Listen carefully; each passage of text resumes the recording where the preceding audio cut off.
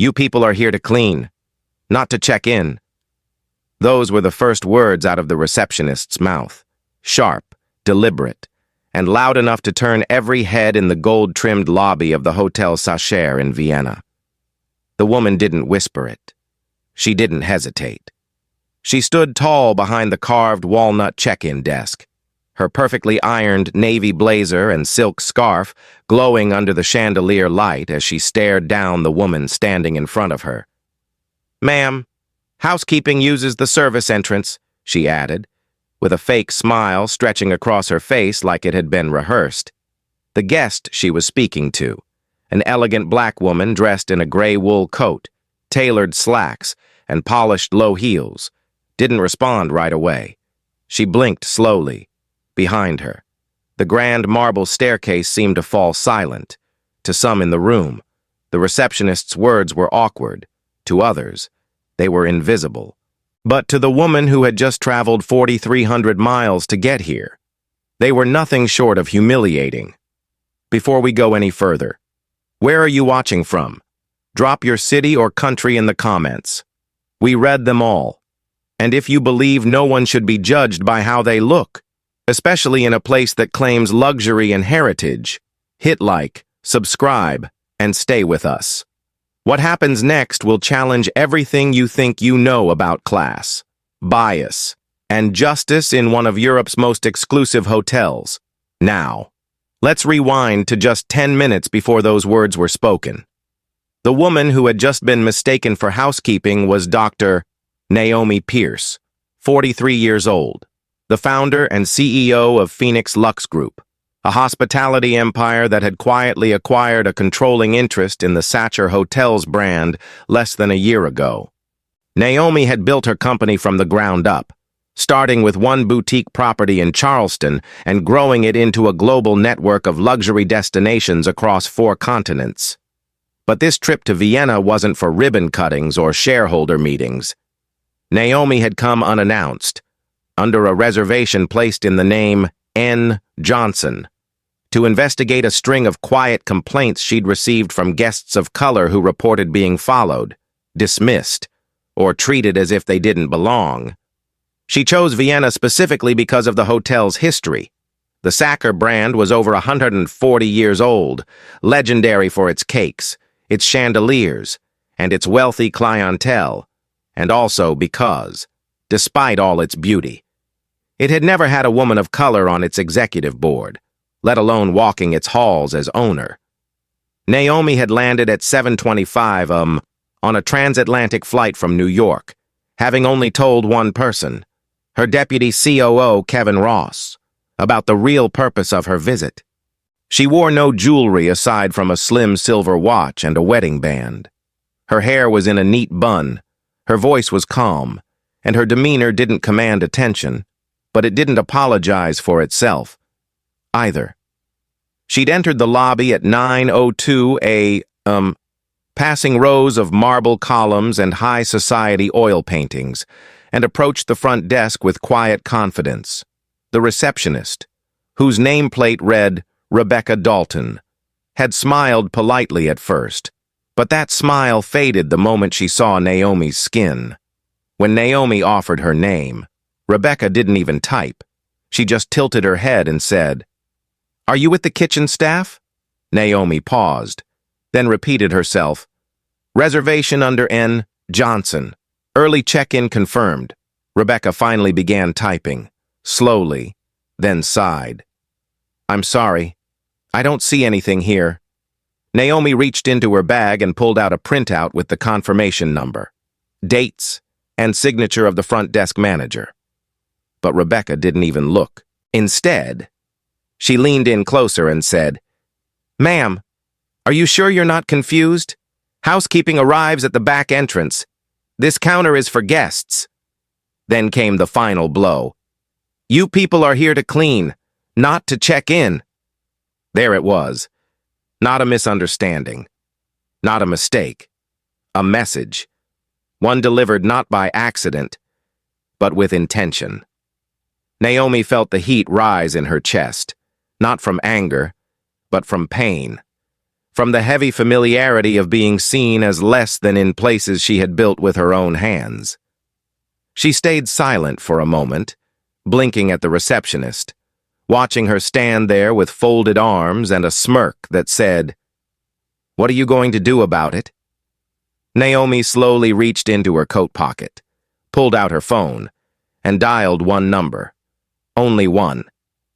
"Kevin," she said when he picked up. "I'm at the Sacher, Vienna. Activate the full protocol. I want the general manager, the regional head, and legal on standby. Lock down the staff list. No one clocks out until I'm done." She hung up, smiled softly, and said to Rebecca, "Thank you for your honesty." Then she turned and walked calmly out of the lobby, her low heels echoing across the marble like a warning shot. For most people, being treated like that would have ruined their trip. For Naomi, it opened the door to something far greater. In 10 minutes, she would walk back through those same doors, not as a stranger, not as a presumed housekeeper, but as the woman who owned the building, who signed the payroll, and who was about to change every rule this hotel had followed for over a century, the woman they tried to dismiss that morning, the one they assumed had come through the wrong entrance, in the wrong clothes, with the wrong skin color, was the same woman who'd built a $2.3 billion hospitality empire from nothing but grit, brilliance, and an old notebook filled with hotel sketches she drew in her dorm room back at Howard University. Dr. Naomi Pierce wasn't just another CEO. She was the kind of leader who remembered the names of every night janitor in her headquarters building, who sat in the back row during conferences so she could observe the way people treated servers. Born in Detroit to a mother who cleaned offices at night and a father who worked double shifts at a stamping plant. Naomi had spent her childhood watching people get treated differently for how they looked and how they spoke. She never forgot the way her mom was once asked to use the back elevator in a hotel they couldn't afford to stay in. She remembered how her dad's name never made it onto the promotion board, even after 18 years without a single missed day.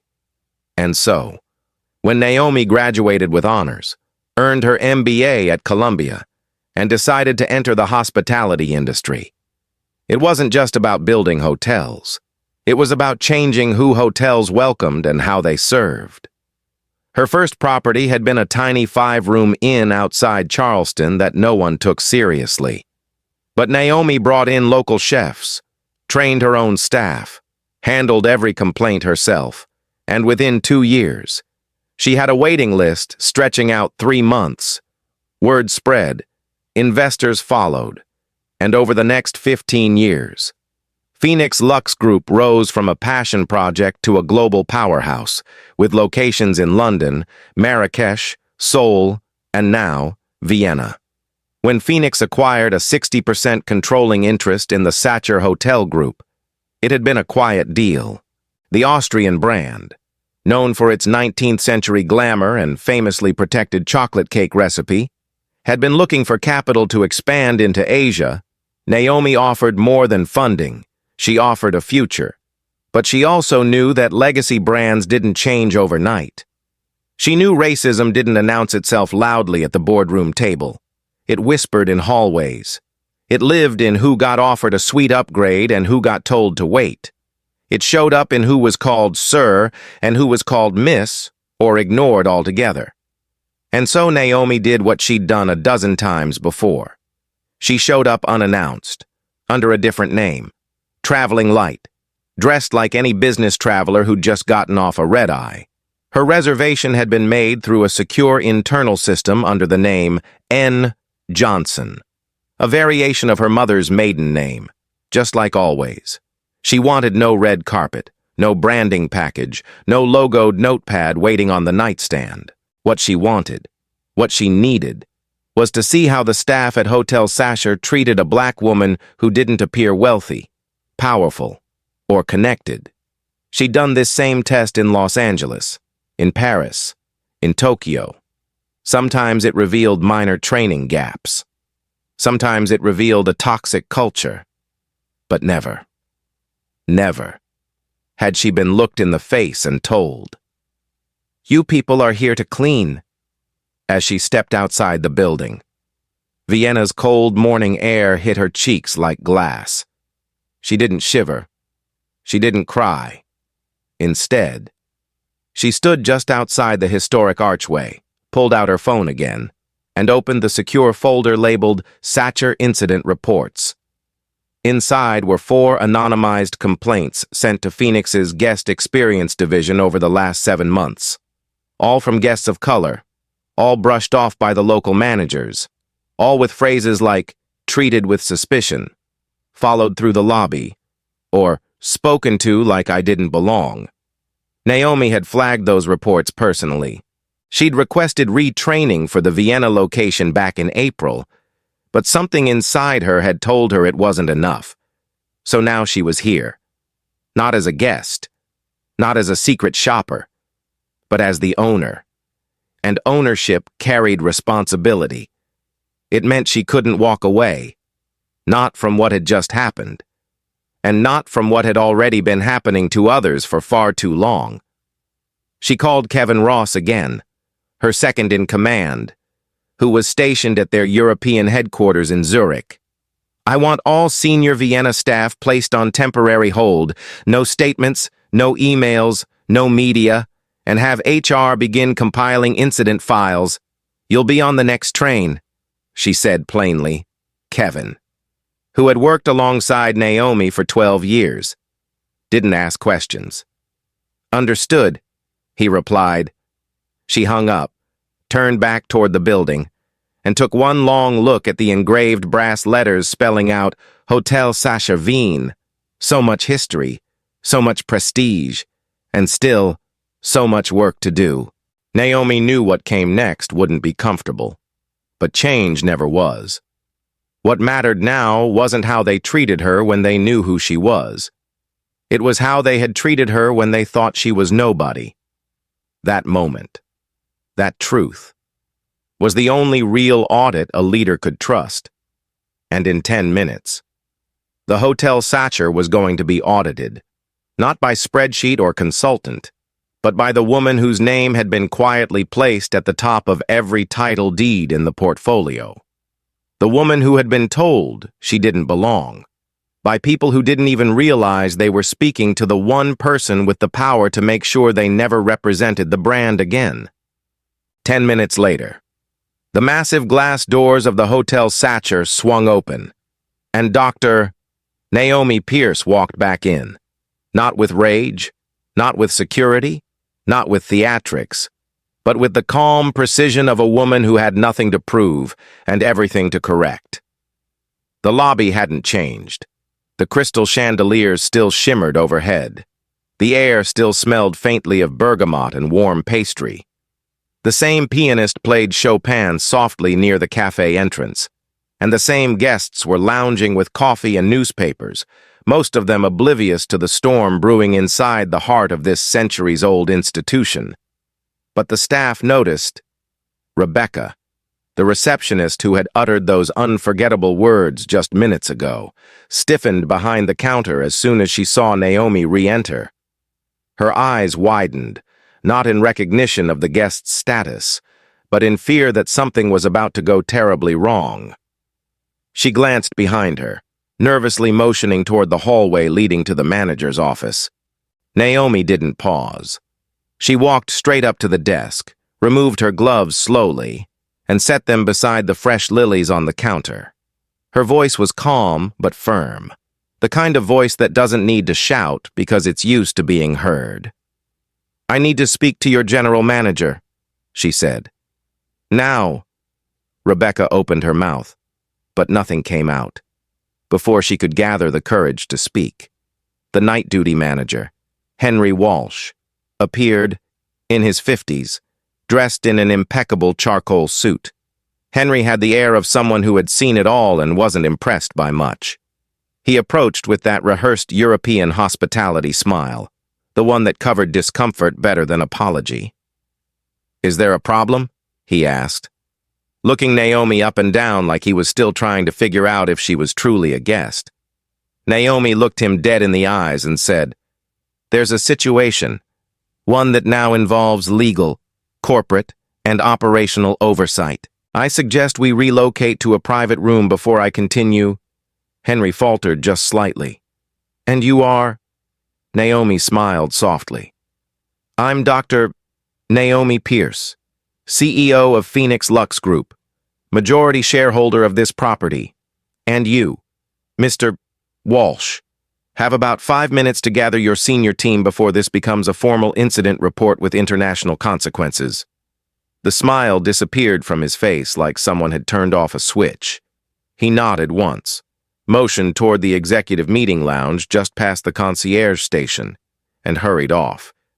Rebecca nearly stumbled as she stepped back from the desk, suddenly unable to meet Naomi's eyes, but Naomi didn't even look at her. Her attention was now focused on the dozen small decisions that were about to change the future of this hotel. Once inside the lounge, a private glass-walled space with leather chairs and a sweeping view of the opera house. Naomi took a seat at the head of the table, opened her laptop, and pulled up a digital file labeled Sacher Protocol. It was a crisis action plan built for moments exactly like this, because when you're a black woman running an empire, you don't prepare for if, you prepare for when, within minutes. Several key staff members had arrived, including Angela Martin, the assistant manager on rotation, unlike the others. Angela didn't look confused. She looked relieved. She sat near Naomi and gave a tiny nod, the kind people give when they recognize an ally in a room that's never made space for them. Naomi noticed.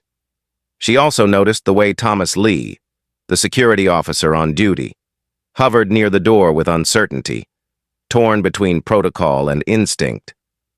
Naomi turned to him and said gently, "Mr. Lee, I'd like you to stay. What you witnessed earlier matters." He nodded slowly and took a seat along the wall. As the room settled, Henry returned, now pale and tight-lipped. He opened his mouth to speak, but Naomi raised her hand. "Before anyone explains, I'd like to show you something." She hit play on a recording taken from the hotel's own security feed. On the screen, in perfect clarity, was the moment Naomi first approached the desk that morning, the back and forth with Rebecca, and, most damning of all, the phrase that echoed louder in silence than it ever could aloud. "You people are here to clean." No one said a word. Angela closed her eyes. Thomas exhaled sharply through his nose. Henry swallowed hard. Naomi paused the video and folded her hands in her lap. "That," she said, "is not a mistake. That's not a training issue. That's not someone having a bad day. That is systemic failure. And as of 10 minutes ago, it became your entire team's responsibility." Henry began to stammer about cultural misunderstandings, but Naomi shut it down with a quiet phrase that carried the weight of steel. "Do not explain away disrespect with diplomacy." The room fell silent again. Naomi turned to Angela. "Were you on shift when I arrived?" Angela nodded. "Yes, ma'am. I was reviewing reservations in the back office. I didn't know what was happening until it was over." Naomi tilted her head. "But you've seen similar situations before, haven't you?" Angela hesitated, then answered with honesty. "Yes, especially with older guests, and with black women. They're questioned more, asked for extra ID, sometimes even followed by housekeeping if they request late checkouts. I've flagged it twice to upper management. Nothing changed." Naomi nodded, then looked to Thomas. "Mr. Lee, when Rebecca called for security earlier, what was said?" Thomas shifted. "I was told a guest was being aggressive and trying to access rooms under a false reservation. I watched from the camera. Nothing about your behavior was threatening. And yet," Naomi said, "no one stopped it. No one stepped in." She stood slowly, laptop closed, and let the silence breathe. "That ends today." She handed Henry a printed document, immediate suspension notices for Rebecca, Henry himself, and 2 other desk supervisors pending formal review. She'd already signed them. Angela, eyes wide, blinked. Naomi turned to her and said, "Effective immediately. You are acting general manager of the Hotel Sacher, Vienna. You will report directly to Kevin Ross, and you will have full authority to retrain, replace, or remove any team member who cannot meet the standard this brand now demands." Angela looked stunned, but Naomi smiled softly. "I don't reward silence. I reward courage. And you, Ms. Martin, had the courage to say what others pretend not to see." She turned to the group, her voice now crisp and resolute. "You don't fix legacy with platitudes. You fix it with accountability." And with that, Dr. Naomi Pierce walked out of the meeting room, back into the same lobby where 10 minutes earlier she'd been mistaken for the help, now leaving behind her a team that had just been introduced to what real leadership looks like. The staff had barely recovered from the shock of Naomi's return before the second wave of accountability began. And this time, it came with evidence that couldn't be denied, talked over, or swept into a drawer. An hour after the emergency meeting, Naomi remained seated in the executive lounge, now joined by Kevin Ross, her second-in-command, who had arrived from Zurich on the first available train. Calm and observant as always. Kevin sat quietly beside her as she opened a second laptop and pulled up a secure folder titled Unresolved Guest Incidents, Vienna. On the screen were 4 internal guest reports, all filed within the past 7 months, all describing experiences nearly identical to Naomi's own. Black and brown guests being treated with suspicion, offered downgraded rooms, followed by security, denied early check-in, or told outright that they didn't fit the hotel's image. These complaints hadn't been discarded. Naomi had flagged them herself, marked them for escalation, and requested investigation, only to receive back formal replies from the Vienna management team, assuring her that the guests misunderstood. The staff acted within protocol, or worst of all, no corrective action is necessary at this time. Now, sitting in the very room where those choices had been made, she tapped a button and cast the screen onto the wall-mounted monitor so everyone could see. Each report came with a timestamp, a staff name, a room number, and in 2 of the cases, attached video clips from the hotel's security feed. The room fell into silence as they watched a black couple being followed by a concierge from the elevator to their suite. Then a South Asian woman being told at breakfast she wasn't on the guest list, even though her room was under her name. Naomi didn't speak during the playback. She let the footage speak for itself. When it ended, she turned toward Henry Walsh, still seated stiffly across from her, his tie now loosened, his composure fading. "Tell me," she said evenly, "what part of the Phoenix Lux training manual suggests that hotel security is allowed to monitor guests based on skin tone?"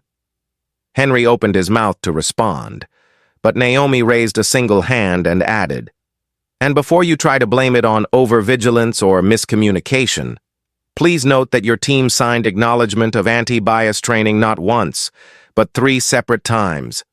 That includes you." Henry looked down. "It was never supposed to be this way," he muttered, as if the past could be rewritten by saying it out loud. "Intent," Naomi replied, "means nothing without action. Hospitality isn't about gold keys and bellboys. It's about who feels seen, safe, and welcome. You failed at all 3. Her voice was calm, controlled, but her eyes held the kind of quiet fire that only comes from years of being underestimated. She then opened another file.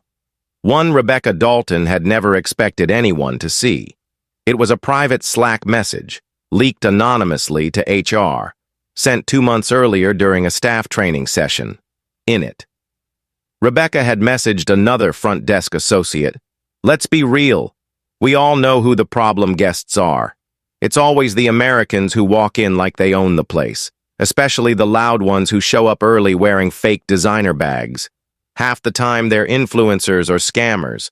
Honestly, they should be flagged before they get a key. The screen went still. No one moved. Angela Martin's face flushed red with embarrassment. Not for herself, but for the building she had worked in with pride for 5 years. Thomas Lee, the security guard, dropped his gaze to the carpet. Even Kevin, usually stoic, exhaled through his nose and shook his head slightly. Naomi closed the laptop and folded her hands. There is no excuse. Not anymore. Then she turned to Angela. Ms. Martin, how many formal guest complaints were submitted through you or your team that never made it to my desk? Angela looked conflicted but didn't lie. I submitted 6. I escalated 3 personally to Henry. Naomi turned her head slowly toward him. And how many did you forward? Henry looked like a man unraveling from the inside. None, he admitted. I didn't want to start a panic. Naomi stared at him for a moment, then said simply, You chose silence over truth. And then she stood. Let me be perfectly clear, she said, her voice now filling the room without ever rising. Phoenix Lux did not invest in Sacher to preserve its velvet curtains or chandelier nostalgia. We invested to raise the standard of what legacy hospitality should look like in this century. That means no guest, no matter their race, their nationality, or the cut of their coat, should ever feel like they don't belong in a space built for the world's elite. Because the elite now looks different. It includes women. It includes people of color. It includes people who weren't born into luxury, but who built it from nothing. She turned her gaze back toward the team. This is not a debate. As of now, all staff involved in these incidents are suspended pending review. That includes you, Mr. Walsh. Effective immediately. Angela Martin will assume interim management of this location. Angela's eyes widened, but Naomi offered her a reassuring nod. You've reported wrongdoing when it wasn't popular. That's leadership. Now I want to see what you can do with the authority to fix it. She then looked to Kevin. We'll begin the full audit tomorrow. I want every guest policy, hiring practice, and back-of-house protocol reviewed line by line, and I want a report on every formal complaint filed in the past 5 years, regardless of outcome. Kevin nodded silently. Naomi gathered her coat and gloves, then turned to the room one last time. Let this be the last day that any guest walks through these doors and is treated like a stranger in their own booking. And with that, she left the room, leaving behind a silence heavier than gold leaf and older than the empire this hotel once served. For the first time in decades, the Hotel Sacher Vienna was being held accountable, not to its past, but to its future. By noon, word had already begun to ripple through the halls of the Hotel Sacher, not through press releases or memos, but through glances exchanged in linen closets and whispers passed between waiters and bellhops. Something had shifted. A line had been drawn. And for the first time, it wasn't drawn between guests and staff. It was drawn between what was tolerated and what would never be allowed again. Upstairs in the executive office, Michael Rivers, the front desk manager who'd been on scheduled leave that morning, had rushed back after a cryptic text from a colleague. You need to be here. Now. He walked through the grand corridor like a man trying to hold on to power with every step, his shoulders back, his chin raised, but his eyes gave him away. He knew something had gone wrong, terribly wrong. He found Naomi seated in the same lounge as before, now joined by Kevin Ross and 2 HR officials flown in from the London regional office. Naomi didn't look up when Michael entered. She continued reviewing the internal staff directory, highlighting names and roles. While HR read through Rebecca Dalton's personnel file, Michael cleared his throat. Dr. Pierce, he began. I understand there's been some kind of misunderstanding this morning. I'm not sure what was said, but I'd like a chance to explain. Naomi cut him off with a single glance. It wasn't cruel. It wasn't even angry. It was the look of someone who had already read the ending to a book someone else was still pretending to write. "Mr. Rivers," she said evenly, "you were the one who signed off on Rebecca's promotion 3 months ago, correct?" Michael hesitated. "Yes, but that was based on her performance. She's very efficient." "Efficient," Naomi repeated softly. "At what? Exactly?" She pulled out a thin manila folder and opened it.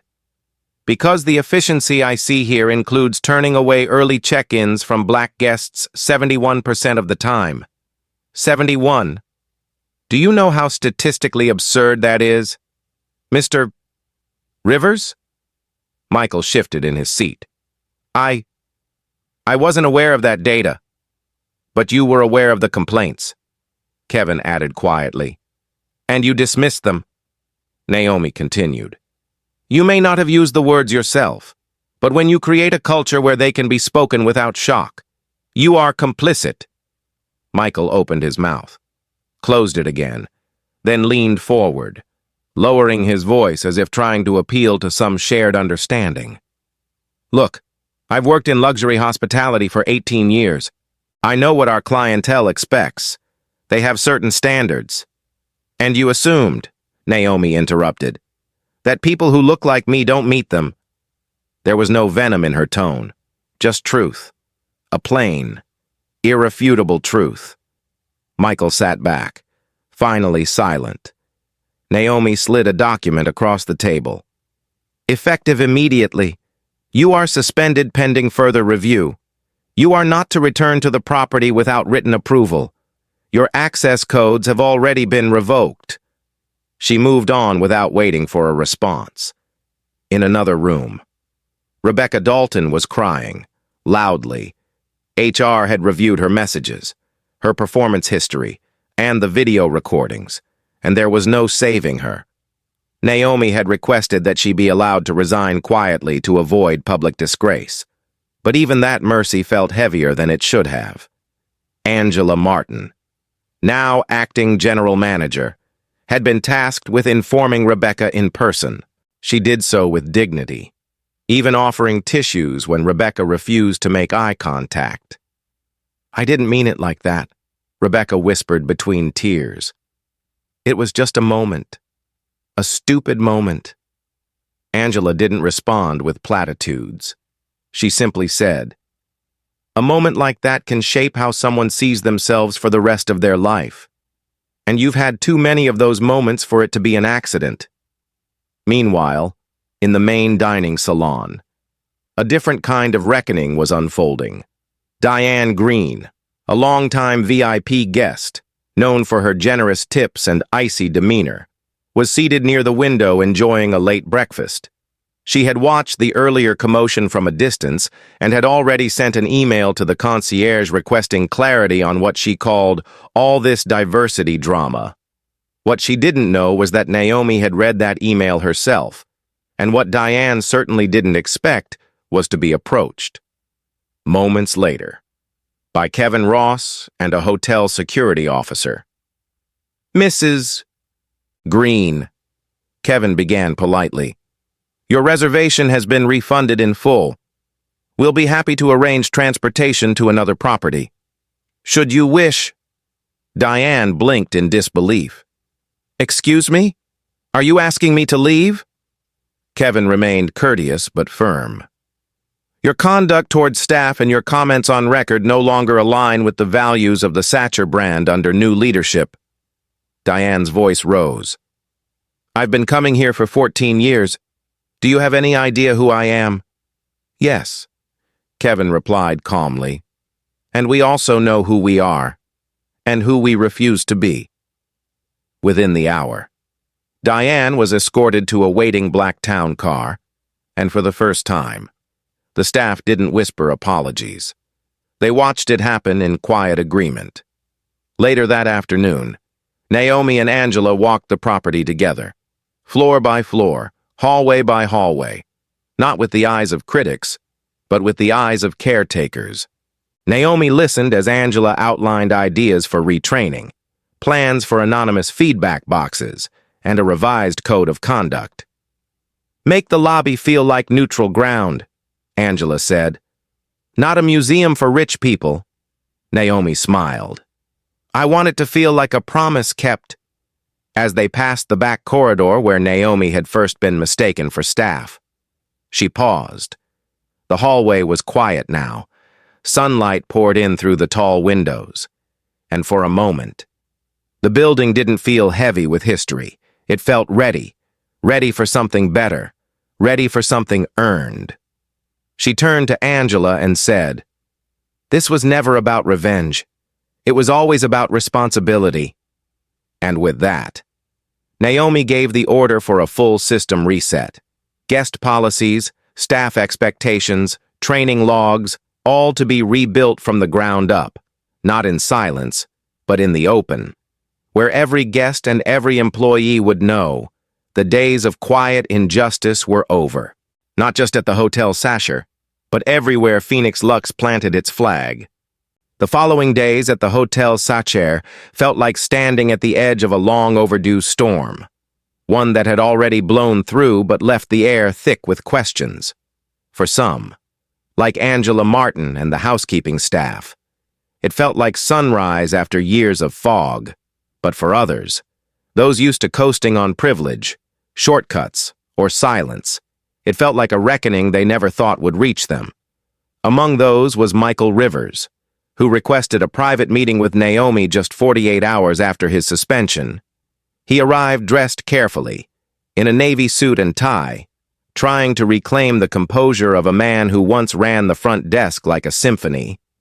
Naomi agreed to meet him in one of the quiet lounges off the main hallway, not out of obligation, but because she believed in hearing people out, even when they hadn't earned it.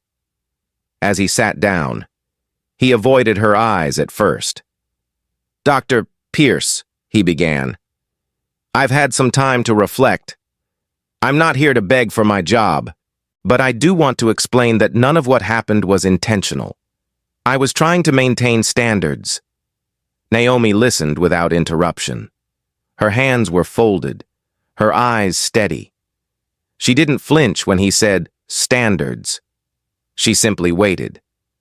"You have to understand," he continued. "We're trained to look for warning signs, people who seem out of place, who might cause problems. I thought I was protecting the brand." Naomi finally spoke. "And your warning signs," she said slowly, "tended to come with melanin." Michael looked wounded but didn't protest. Naomi continued, her tone measured.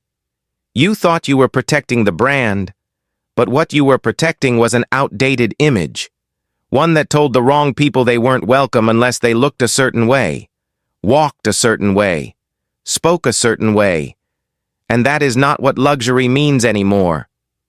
Michael sighed, the fight draining out of him. "I guess I just didn't see it." "No," Naomi replied. "You didn't want to see it, because seeing it would have meant changing." She stood and gathered her things. "You won't be returning to the Sacher, but what you do with this lesson is up to you. This isn't revenge, Mr. Rivers. It's accountability." As Michael stood to leave, he offered a quiet, "Thank you for meeting with me." And Naomi, ever gracious even in disappointment, simply nodded. Meanwhile, in a different corner of the hotel, Angela Martin had begun the slow, necessary work of transformation. Staff members who had once looked past her now looked to her. She held daily meetings with each department, not just to review tasks, but to rebuild culture. In one of her sessions, she said, "I don't want politeness. I want respect. The difference is that respect doesn't disappear when no one's watching." Her words struck chords, especially among the staff who had spent years trying to keep their heads down just to survive the hierarchy. Carla Evans, the housekeeping supervisor, had tears in her eyes when she told Angela, I used to think I'd retire here and never be seen. You changed that. But not everyone was ready for change. Some employees submitted resignations quietly. Others voiced concerns anonymously, accusing leadership of overcorrecting, of turning the hotel into a social experiment. Naomi read every complaint, not because she feared them, but because she understood something deeper. Real reform always comes with resistance. That same week, Naomi received a call from Diane Green's attorney, inquiring whether the guest ban was permanent. Naomi's response was short and final. Disrespect is not a matter of opinion. It's a breach of trust. There is no room for that here. Not anymore. But the most surprising request came from Rebecca Dalton, the former receptionist who had triggered the chain of events. Through HR, she sent a letter, not a legal rebuttal, not a defense, but an apology. Handwritten, 4 pages long. In it, she wrote, "I said something awful because it was easy, because no one ever made me look in the mirror long enough to see what I'd become. I don't expect forgiveness. I just wanted you to know I see it now." Naomi didn't respond immediately, but she saved the letter, not to soften her resolve, but to remind herself that some people don't change because they're forced to. They change because they're finally shown the truth, and they have the courage to face it. Kevin Ross, watching the transformation from the sidelines, told Naomi over breakfast, "What you're doing here, it's bigger than this place. It's bigger than chocolate cakes and polished silverware." Naomi smiled softly. "It has to be," she replied, "because it's not just about this hotel. It's about every black woman who's ever stood at a front desk and been asked, 'Are you sure you have a reservation?' It's about every father turned away because he didn't look like a guest. This place may wear chandeliers and white gloves, but beneath it all, it tells a story. And now, we're rewriting it." The first big test came sooner than expected. A travel blogger, black, queer, well known in social justice circles, booked a last-minute stay under a public name. Naomi flagged it instantly but gave no instructions to the staff. She wanted to see what happened organically. The blogger arrived at 3 p.m. on a Thursday. No fuss. Just a tired traveler with a suitcase and a camera bag. He was greeted by a young front desk agent who had just finished Angela's new training. The guest was checked in, offered coffee, and personally walked to the elevator. Not because he was famous, but because he was a guest. When the blogger posted his review 2 days later, it read simply, "The Hotel Sacher didn't know who I was. They just treated me like I mattered. That's the future of hospitality." Naomi read it on her phone while standing on the hotel's rooftop terrace, looking out over Vienna. The bells of St. Stephen's Cathedral echoed in the distance. Below her, a hotel she now believed in again. She took a breath, deep and full, not of pride, but of peace. Because change had come, not with rage, not with headlines, but with honesty, grace, and the quiet strength of a woman who refused to be erased. 6 weeks after the morning Dr. Naomi Pierce was told, "You people don't belong at the Hotel Sacher." The world outside the hotel had changed, but the bigger change had taken root within its walls. The marble still gleamed, the chandeliers still sparkled, and the Sacher torte was still served on fine bone china. But something deeper had shifted, not in the appearance of the place, but in its soul. Guests who had once expected silent servitude now met staff who stood tall and spoke with purpose. Employees who once hid behind lowered eyes now walked through the lobby with dignity in every step.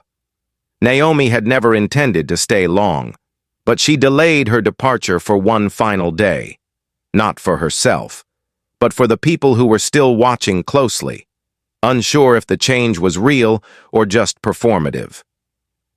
That morning, she requested a short all-staff meeting in the main salon. No suits, no formalities, just the team, Housekeeping, front desk, kitchen, concierge, maintenance, everyone. When the clock struck 10, they gathered. Some nervous, some curious. All quiet. Naomi stood at the front. No notes in her hands. Just truth in her voice. "I didn't come here to be welcomed," she began. "I came here to see the truth." Her eyes moved across the room, landing on faces she had come to know. Carla Evans, who ran the tightest linen room in Europe. Jamal, the Nigerian bellhop who spoke 5 languages and had once been mistaken for a cab driver by a guest. And even Sophia, the shy breakfast hostess who now smiled with confidence and looked guests in the eye. "The first thing I saw," Naomi continued, "was the rot hiding behind polished wood. But the second thing I saw was all of you." She paused, letting that land. "I saw people who had been surviving, enduring, people who knew what was wrong but didn't feel safe enough to speak." Her voice never wavered, but it carried the weight of something bigger than any one person. Leadership isn't about position, it's about courage. And what I've seen over the last 6 weeks is real courage. People stepping into the light, choosing to be better, choosing to see each other. And that is the future of the Hotel Sacher. Murmurs of quiet agreement rippled through the staff. Naomi smiled gently and said, "I'm not staying. This place doesn't need a shadow watching over it. It needs a heart leading it forward. And I've already found the person who will do that." She turned to Angela Martin. The room erupted in applause. Angela's eyes filled with tears, but her chin lifted proudly. "You've seen her work. You've felt her spirit. You know what she stands for. She's not here to tear down your traditions. She's here to elevate your values.